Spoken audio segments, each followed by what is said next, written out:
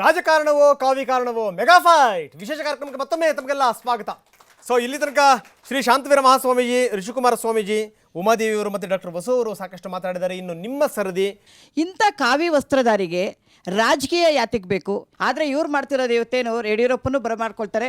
ಯಡಿಯೂರಪ್ಪನ ಭ್ರಷ್ಟಾಚಾರ ಎಲ್ಲೋ ಒಂದಿದ್ರೆ ಕಾವಿಗಳು ಎಲ್ಲ ಲೈನಿಗೆ ಅವ್ರ ಯಡಿಯೂರಪ್ಪನ ಇಳಿಸ್ಬಾರ್ದು ಅಂತಂದ್ಬಿಟ್ಟು ಲೈನಿಗೆ ಇವ್ರು ಹೊರಡೋದು.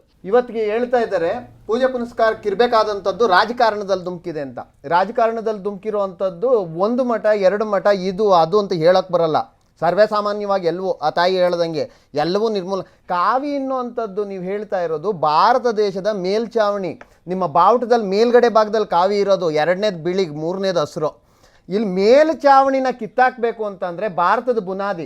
ಇಲ್ಲಿ ಯೋಗ, ಯಾಗ, ಶ್ರುತಿ, ಮತ, ಮಯ, ವಿರಕ್ತಿ, ಘೋರವ್ರತ, ತಪಸ್ಸು, ನಿಷ್ಠೆ, ಜಪ, ಗುಣಾಸಕ್ತತೆ, ಸ್ನಾನ, ಮೌನ, ಧ್ಯಾನ, ಆಕಾರ, ಸತ್ಯ, ನೇಮ, 21 ನೇಮಗಳಿಂದ ಬೆಳೆದಿರೋಂಥದ್ದು ಭಾರತ ದೇಶ.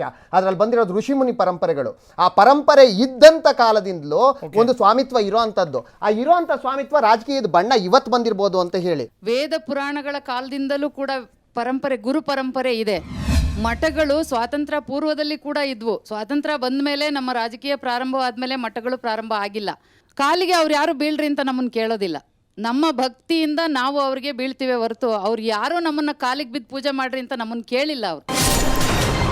ಮತ್ತು ಸ್ವಾಮೀಜಿಯವರು ನಮ್ಮ ಸಮಾಜವನ್ನು, ಒಂದು ಆರೋಗ್ಯಕರವಾದಂಥ ಸಮಾಜವನ್ನು ನಾವು ನಿರ್ಮಾಣ ಮಾಡಬೇಕು ಅನ್ನೋದು ಅವ್ರು ತಿಳ್ಕೊಂಡ್ರೆ ಬಹುಶಃ ಒಳ್ಳೆಯ ಒಂದು ಆರೋಗ್ಯಕರವಾದಂತಹ ಸಮಾಜವನ್ನು ನಾವು ಕಾಣಲಿಕ್ಕೆ. ತಿಳುವಳಿಕೆ ಸ್ವಾಮೀಜಿಗಳಿಗೆ ಕಡಿಮೆ ಇದೆ ಅಂತಿರ್ತಾವೆ. ಕಡಿಮೆ ಇಲ್ಲ, ಅವರು ಅದರ ಕಡೆನೇ ಸ್ವಲ್ಪ ಗಮನ ಕೊಡಬೇಕಾಗ್ತದೆ. ಈಗ ಬಂದಿರೋಂಥ ಇತ್ತೀಚೆಗೆ ಬಂದಿರೋಂಥವು ರಾಜಕಾರಣಿಗಳ ಮಠಗಳು ಅವನ್ನ ತೆಗೆದಾಕ್ಬೇಕೀಗ. ಯಾವ ಕಾಲಕ್ಕೂ ಈ ದೇಶದಲ್ಲಿ ಮಠಗಳು ರಾಜಕೀಯವನ್ನು ತಮ್ಮ ಕೈನಲ್ಲಿ ಇಟ್ಕೊಂಡಿದ್ದಾವೆ.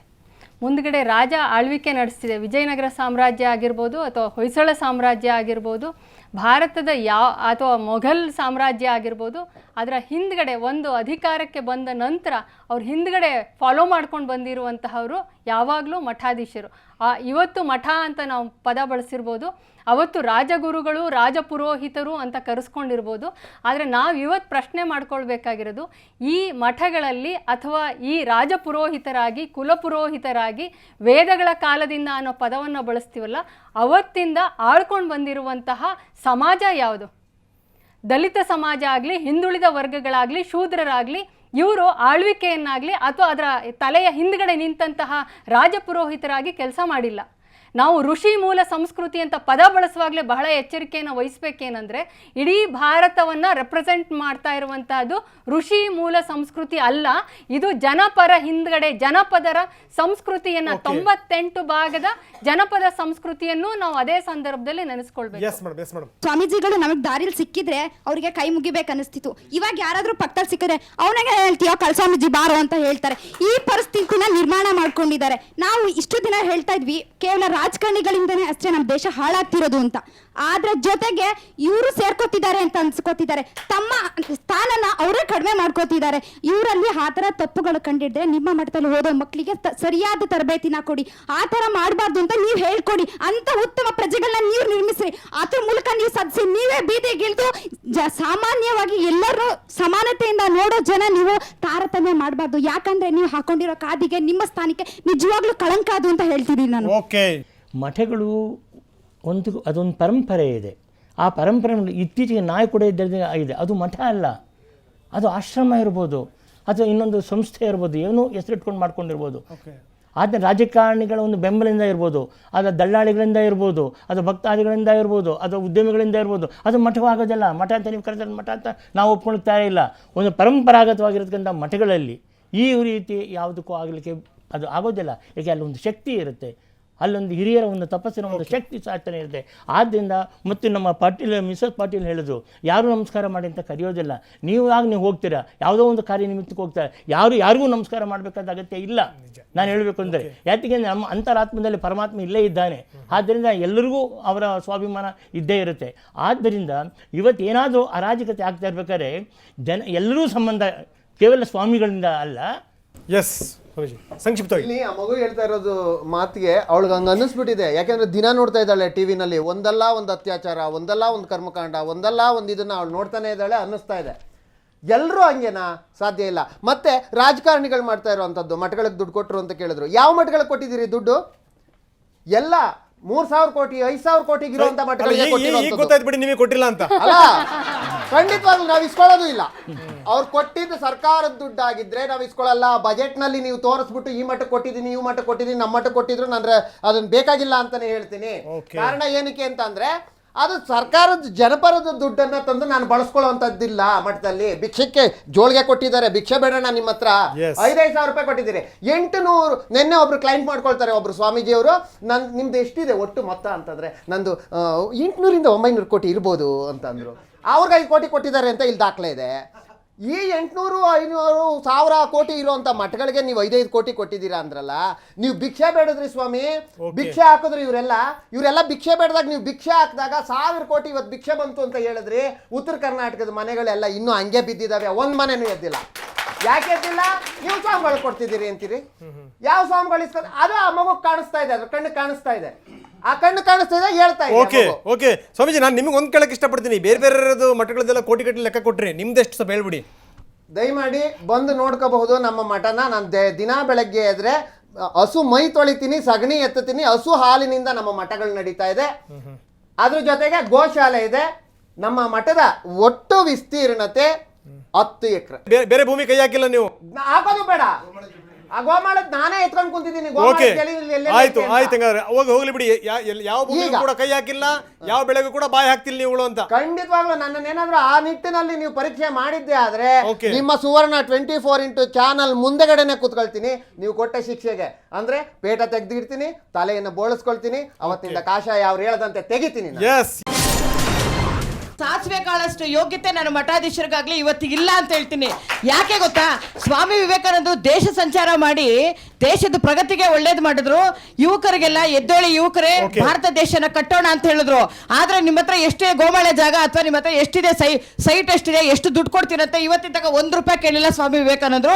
ಅವರನ್ನ ದಯವಿಟ್ಟು ನಿಮಗೆ ನೀವು ಹೋಲಿಸ್ಕೋಬೇಡಿ. ಇವತ್ತಿನ ದಿವಸ ರೈತರಿಗೆ ನೀರು ಮತ್ತು ಕರೆಂಟ್ 2 ಕೊಟ್ಟರೆ ಇವತ್ತು ಅವರೇ ದುಡ್ಡು ಕೊಡ್ತಾರೆ. ಅವರಿಗೆ ಮನೆ ಮಠ ಕೊಡುವಂಥ ಅವಶ್ಯಕತೆ ಇಲ್ಲ. ಒಂದು. ಎರಡನೇದಾಗಿ ಚನ್ನಮಲ್ಲ ಸ್ವಾಮಿಗಳು ಒಂದು ಕಡೆ ಹೇಳ್ತಾರೆ, ಸ್ವಾಮೀಜಿಗಳು ಯಾರು ಬ್ರಹ್ಮಚಾರಿಗಳಲ್ಲ, ಮಾನವ ಜನಾಂಗಕ್ಕೆ ಬ್ರಹ್ಮಚಾರ ತತ್ವವನ್ನು ಪಾಲನೆ ಮಾಡೋದು ತುಂಬ ಕಷ್ಟ ಇದೆ. ಆದರೆ ಅದನ್ನು ಪಾಲನೆ ಮಾಡೋಕ್ಕಾಗಲ್ಲ. ಸ್ವಾಮೀಜಿಗಳು ಮುಂದೆ ಆಗಬೇಕು ಅಂದರೆ ಅವ್ರನ್ನ ನಪಂಸಕರನ್ನಾಗಿ ಮಾಡಿ ಆ ಮುಂದೆ ಸ್ವಾಮೀಜಿಗಳನ್ನು ಮಾಡಿ ಅಂತ ಹೇಳ್ತಾರೆ. ಅದ್ರ ಬಗ್ಗೆ ನಿಮ್ಮ ಉಲ್ಲೇಖ ಏನು ಸ್ವಾಮಿ? ಆ ಆಶ್ರಮದಲ್ಲಿ ನೀವು ಹೇಳಬೇಕಂದ್ರೆ ವಾನಪ್ರಸ್ಥ ಇರ್ಬೋದು, ಗೃಹಸ್ಥಾಶ್ರಮ ಇರ್ಬೋದು, ಬ್ರಹ್ಮಚರ್ಯ ಇರ್ಬೋದು, ಮತ್ತು ಕೊನೆಗೆ ನೀವು ನೋಡ್ತೀರ ಸನ್ಯಾಸಾಶ್ರಮ. ಸನ್ಯಾಸಾಶ್ರಮಕ್ಕೆ ಹೋಗಬೇಕಾದ್ರೆ ಅವನು ಸ್ವಾಮಿ ಆಗ್ತಾನೆ. ಮೊದಲು ಸ್ವಾಮಿಗೂ ಸನ್ಯಾಸಿಗೂ ಬಹಳ ವ್ಯತ್ಯಾಸ ಇದೆ. ಈಗೊಬ್ಬರು ಕೇಳಿದ್ರು ರಾಜಕೀಯಕ್ಕೆ ಯಾತಿಕೆ ಅಂತ. ಒಂದು ನಾಣ್ಯದ 2 ಮುಖ ಇದ್ದಾಗೆ ರಾಜಕೀಯ ಮತ್ತು ಧರ್ಮ. ಇವತ್ತು ರಾಜಕೀಯ ಧರ್ಮದ ಲೇಪನ ಅಗತ್ಯ ಇದೆ. ಆದ್ದರಿಂದ ಈಗ ನೀವು ಎಷ್ಟು ಮಾಡ್ತೀರೋ ಅದಕ್ಕೆ ಹೆಚ್ಚಿಗೆ ಇವ್ರು ಮಾಡಲಿಕ್ಕೆ ಅವಕಾಶ ಇದೆ, ಸಮಯ ಇದೆ, ಮಾಡಬೇಕು. ಇವತ್ತಿನ ದಿವಸ ಸ್ವಾಮೀಜಿಗಳಾಗಲಿ ಏನೋ ಒಂದು ಸನ್ಯಾಸತ್ವಕ್ಕೆ ನಾವೆಲ್ಲರೂ ಸಮಾಜದಲ್ಲಿ ಅವರಿಗೆ ಒಂದು ಗೌರವ ಕೊಡ್ತೀವಿ ಅಂತ ಹೇಳಿದ್ರೆ ಅದು ಇಂದಿನ ಶಂಕರಾಚಾರ್ಯರಿರಬಹುದು, ಸ್ವಾಮಿ ವಿವೇಕಾನಂದರಿರ್ಬೋದು, ಅಂಥವರು ಮಾಡಿ ಬಿಟ್ಟೋದಂತಹ ಕೆಲಸಗಳನ್ನು ಸ್ಮರಿಸುತ್ತಾ ಇವತ್ತು ನಾವು ಯಾವುದೇ ಒಬ್ಬ ಸ್ವಾಮೀಜಿ ಬಂದರೂ ಅವರ ಹಿನ್ನೆಲೆ ನೋಡಲ್ಲ, ಒಂದು ಭಕ್ತಿ ಭಾವದಿಂದ ನಮಸ್ಕರಿಸಬೇಕು ಅಂತ. ಯಾಕೆಂದರೆ ನಮ್ಮ ಹಿಂದಿನ ಚಿಂತೆ ಅಲ್ಲಿಗೆ ಹೋಗುತ್ತೆ. ಸ್ವಾಮಿ ವಿವೇಕಾನಂದರು ನಮ್ಮ ದೇಶಕ್ಕೋಸ್ಕರ, ನಮ್ಮ ಭಾರತಕ್ಕೋಸ್ಕರ, ನಮ್ಮ ದೀನ ದಲಿತರಿಗೋಸ್ಕರ ದೀನ ದಲಿತೋಭವ ಅಂದರು. ಆ ದೀನ ದಲಿತರ ಸೇವೆ ಮಾಡಿ, ಸೊ ನೀವು ನಾರಾಯಣನ ಸೇವೆ ಮಾಡಿದಷ್ಟು ಒಂದು ತೃಪ್ತಿ ಸಿಗುತ್ತೆ, ಅವರ ಸೇವೆ ಮಾಡಿದಷ್ಟು ಒಂದು ಯೋಗ ಸಿಗುತ್ತೆ ಅಂತ ಹೇಳಿದ್ರು. ಇವತ್ತು ಯಾವ ಸ್ವಾಮೀಜಿಗಳು ಸ್ವಾಮಿ, ಎಷ್ಟೋ ಜನ ದಿವಸಕ್ಕೆ ತಿನ್ನೋದಕ್ಕೆ ಅನ್ನ ಇಲ್ದಿರ ಸಾಯ್ತಾ ಇದ್ದಾರೆ, ಎಷ್ಟೋ ಜನ ಆರೋಗ್ಯ ತೋರಿಸ್ಕೊಳ್ಳೋಕ್ಕಾಗ್ದಿರ ಸಾಯ್ತಾ ಇದ್ದಾರೆ, ಎಷ್ಟೋ ಜನ ಮನೆ ಮಠಗಳು ಕಳ್ಕೊಂಡು ಸಾಯ್ತಾ ಇದ್ದಾರೆ. ಇವತ್ತು ಯಾವ ಸ್ವಾಮೀಜಿಗಳು ನಮ್ಮ ಜನಗಳಿಗೋಸ್ಕರ ಓಡಾಡಿದ್ದೀರಾ? ನಮ್ಮ ನಾಡಿನ ಬಡವರಿಗೋಸ್ಕರ ನೀವು ಒಂದು ದಿವಸನಾದರೂ ಬಂದು ಹೋರಾಟವನ್ನು ನಡೆಸಿದ್ದೀರಾ? ಇದನ್ನು ಮಾಡಿ, ಅವತ್ತೇ ನಮ್ಮ ದೇಶ ಸಮೃದ್ಧಿ ಆಗುತ್ತೆ. ನೀವು ಅವ್ರ ಸಪೋರ್ಟ್ ಬಿಡಿ. ಸ್ವಾಮೀಜಿ, ಬಡ ಜನರ ಪರವಾಗಿ ನಿಂತ್ಕೊಳ್ಳಿ, ಯಾಕೆ ರಾಜಕಾರಣಿಗಳ ಪರವಾಗಿ ನಿಲ್ತೀರಿ ಅನ್ನುವಂಥದ್ದು ಒಬ್ಬ ಯುವಕನ ಕಳಕಳಿಯ ಮನವಿ. ಅವರು ಭಾಳ ಚೆನ್ನಾಗಿ ಅವರು ಕೇಳಿದ್ದಾರೆ. ಅದಕ್ಕೆ ನೇರವಾದ ಉತ್ತರ ಕೊಡಲಿಕ್ಕೆ ನಾವು ಇಚ್ಛೆ ಪಡ್ತೇವೆ. ನೋಡಿ ಹೇಳ್ತೀನಿ, ಇವತ್ತಿನದಲ್ಲಿ ಅವರು ಇಲ್ಲ ಒಂದು ನಿಮಿಷ ನಿಮ್ಮನ್ನು ನಾವು ಕೇಳಿದ್ದೀವಿ, ನಮ್ಮನ್ನು ನೀವು ಕೇಳಿ. ಈಗ ನೋಡಿ ಅವ್ರು ಹೇಳಿದ್ರು ಭಾಳ. ಆದರೆ ಎಲ್ಲರೂ ಯಾರಿದ್ದಾರೆ ಅಂತ ಕ್ವಶನ್ ಮಾಡಬಾರ್ದು, ಹುಡುಕ್ಬೇಕು. ಅವರು ಯಾರಿದ್ದಾರೆ ಅನ್ನೋದು ಹುಡುಕಿದ್ರೆ ಸಿಗ್ತಾರೆ. ಇವತ್ತು ಉದಾಹರಣೆಗೆ ಹೇಳ್ಬೇಕಂದ್ರೆ ನಗರದಲ್ಲಿ ಇವತ್ತಿನ ದಿನ ಶ್ರೀ ಅಣ್ಣಿಪುರ ಎಂಬತಕ್ಕಂಥ ವೇಜು ಪೂರ್ತಿ ಕೊಳದ ಮಠಕ್ಕೆ ಸೇರಿದ್ದು. ನಮ್ಮ ಹಿರಿಯರು ಎಲ್ಲರಿಗೂ ದಾನ ಮಾಡಿ ಕೇಳ ಲಾಲ್ಬಾಗ್ ಇರ್ಬೋದು, ಕಿದ್ವಾಯ್ ಹಾಸ್ಪಿಟ್ಲ್ ಇರ್ಬೋದು, ಕಾರ್ಪೊರೇಷನ್ ಇರ್ಬೋದು, ಸಾರಿಗೆ ಸಂಸ್ಥೆ ಇರ್ಬೋದು, ಇದೆಲ್ಲ ಜನಗಳು ಉಪಯೋಗ. ಸರ್ಕಾರದಿಂದ ಒಂದು ಪೈಸಾ ನಾವೇನು ತೊಗೊಂಡಿಲ್ಲ, ಪಡೆಯೋದು ಇಲ್ಲ. ನಾವು ಜನಗಳಿಗೋಸ್ಕರ ಎಲ್ಲ ಜನಾಂಗಕ್ಕೂ ಇವತ್ತು ಪರಿಜಾತಿ ಪರಿಸ್ಥಿತಿ ವರ್ಗಕ್ಕೆ ಇವತ್ತು ಹೇಳ್ಬೇಕಂದ್ರೆ ಎಷ್ಟು ನಾವು ನೋವು ತಿಂದಿದ್ದೀವಿ. ಅದಕ್ಕೆ ಪರಿಜಾತಿ ಪರಿಸ್ಥಿತಿ ವರ್ಗಕ್ಕೆ ನಾವು ಮುನ್ಸಾಮಿ ಅಂತ ಅವನಕಲ್ಲಿ MLA ಇದ್ದು ಅವ್ರು ನಮ್ಮ ಮಠದಲ್ಲಿ ಇಟ್ಕೊಂಡು ಸಾಕಿದ್ವಿ. ಕರೀಂ ಖಾನ್ ಮಠದಲ್ಲಿ ಇಟ್ಕೊಂಡು ಸಾಕ್ತೆ 15 ವರ್ಷ, ಅವರಿಗೆ ಯಾರು ಮಾಡಲಿಲ್ಲ. ಆಮೇಲೆ ಸರ್ಕಾರ ಅವೆಲ್ಲ ಕಣ್ತಾ ಇರುತ್ತೆ. ಆದ್ದರಿಂದ ಇವತ್ತು ಕೂಡ 4,000 ಜನ ಪೇಷಂಟ್ಗಳು ಕಿದ್ವಾಯಿನಲ್ಲಿದ್ದಾರೆ. ಬೆಳಗ್ಗೆ ಎದ್ದು ಹೋಗಿ ನೋಡ್ಕೊಂಡ್ರೆ ಆದ್ದರಿಂದ ನಮ್ಗೆ ನೋವಾಗುತ್ತೆ. ಯಾರು ಇಲ್ಲ ಅಂತ ಹೇಳ್ಬೇಡಿ, ದಯಮಾಡಿ ನಿಮ್ಮ ಕಾಲೇ ಬೀಳ್ತೆ ಇದ್ದಾರೆ. ಸೊ ಸ್ವಾಮೀಜಿ, ಮತ್ತಷ್ಟು ನಿಮ್ಮ ಜೊತೆ ನಾನು ಚರ್ಚೆ ಮಾಡಿದ್ದೀನಿ. ಜೊತೆಗೆ ನಿಮ್ಮ ಪ್ರಶ್ನೆಗಳು, ಸ್ವಾಮೀಜಿಯ ಉತ್ತರಗಳು, ಜೊತೆಗೆ ಏನು ಗಣ್ಯರ ಉತ್ತರಗಳು ಏನಿರುತ್ತೆ ನೋಡೋಣ. ಅದಕ್ಕಿಂತ ಮೊದಲು ಒಂದು ಪುಟ್ಟ ವಿರಾಮ. ಈಗ ಏನಾಗಿದೆ, ಯೂನಿಫಾರ್ಮ್ ಹಾಕೊಂಡ್ಬಿಟ್ಟಿದೀವಿ. ಈ ಯೂನಿಫಾರ್ಮ್ ಎಲ್ಲ ಒಂದೇ ತರ ಕಾಣ್ತದೆ. ಯಾಕೆ ಕೂಗಾಡ್ತೀರಾ? ಸ್ವಾಮಿ ಯಡಿಯೂರಪ್ಪ ಅಂತ ಯಾಕೆ?